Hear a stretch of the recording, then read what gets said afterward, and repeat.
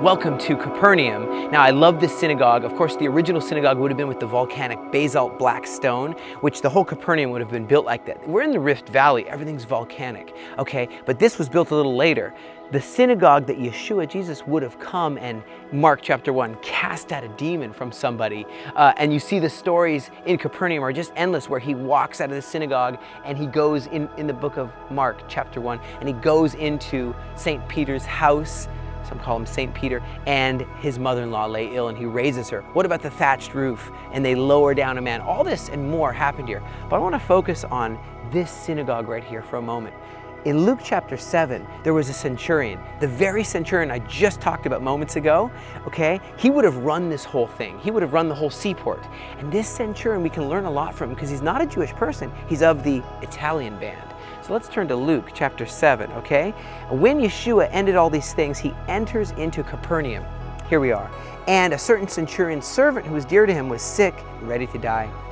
And Yeshua heard of Yeshua, and he sent to the elders of the Jews, which in this section means like the scribes and the Pharisees who don't like him, the elders. They don't like Yeshua, okay? Beseeching that he would come and heal his servant. And they besought him instantly. How interesting, what an interesting response. Hey, where is he? Where is he? And they said, this centurion's worthy that you should heal his servant because he loves our nation. He built us this synagogue. Isn't that great? What a kind man. All right, and then Yeshua went with them, and he's not far from his house. And the centurion sent friends, say, don't trouble yourself. I'm not even worthy. Look how humble this guy is. He's a Roman conqueror of Israel.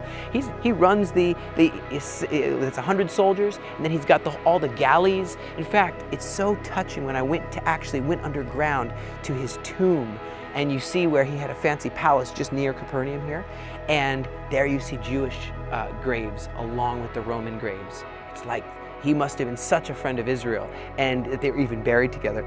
Very special, very unique. Okay, and he says, I'm not worthy you enter under my roof. Just say the word, my servant will be healed. It's like, just say the word. Hey, like if the emperor says, go and make a Roman empire on the moon, they would just say, it's done. I told him to go, it's done. There's gonna be an empire up there. There's gonna be a Caesarea built up on the moon, you know? I'm a man under authority. We have the authority, okay? We gotta understand we have the authority in the Lord. I tell them to go, they go. And he looks around and he says, I've never seen such great faith. No, not even here in Israel. Amazing. And then they went home, and of course the servant was healed. Now what is my point? He loved Israel. He invested in Israel. He says, hey, I'm building this place. I'm building this place. I'm taking care of these people. And that's what we invite you to do, really, to come and physically, tangibly get your hands dirty in the soil of Israel. Get involved. Be a disciple. And just like this centurion, man, be blessed. You saw how that centurion was when the graves were opened, and he says, man, this was truly the Son of God.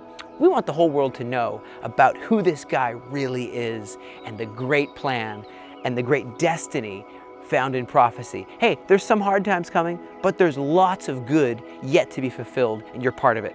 Hey, ambassadors, keep pressing on. Let us run with endurance